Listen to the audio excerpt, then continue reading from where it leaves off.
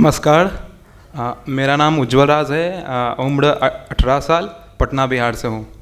मुझे स्पॉन्डिलाइसिस और cervical spondylosis की प्रॉब्लम पिछले 6-7 सालों से थी और बहुत सारे डॉक्टरों से दिखाने के बाद भी कुछ असर पड़ा नहीं। जैसे एड़ी में दर्द रहना, कमर में और पीछे सर में दर्द रहना और आँखों में हमेशा प्रेशर महसूस होता था।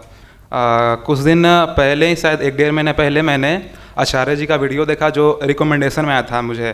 तो जैसा भी समझाया कि जब उसमें टहनियाँ सिकुड़ जाती हैं, जैसे उसमें सोडियम की कमी होती है और जो कैल्शियम होता है वो ठोस बन जाता है।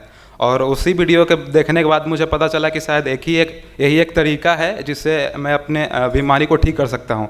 क्योंकि जब मैंने नेट पे पढ़ा इसके बारे में, इंटरनेट पे, तो इसका एलोपैथी में कोई इलाज नहीं है, क्योर नहीं है स्पॉन्डिलाइसिस का, जब HLA-B27 पॉजिटिव होता है।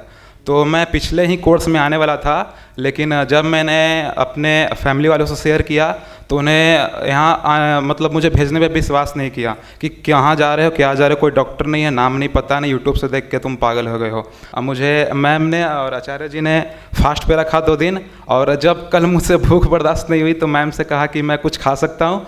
तो बोला कि हाँ फल ले सकते हो। तो मैंने बोला कि सब्जी रोटी ले सकता हूँ। तो मैम बोले कि सब्जी ले सकते हो। फिर मैंने सोचा कि जब मैम बोले तो फिर मेरा ही लॉस होगा, मैं फल नहीं खाऊंगा, और फल खाया। और आज शायद बहुत सालों के बाद मेरा सर हल्का है और आँख में प्रेशर भी महसूस नहीं हो रहा। ये नहीं कहूँगा पूरा ठीक हो गया, लेकिन बहुत अच्छा फील हो रहा है। और मुझे पूरा विश्वास है कि कुछ दिनों में ही मेरा पूरा बीमारी इतने सालों का ठीक होने वाला है। धन्यवाद। एक्सीलेंट।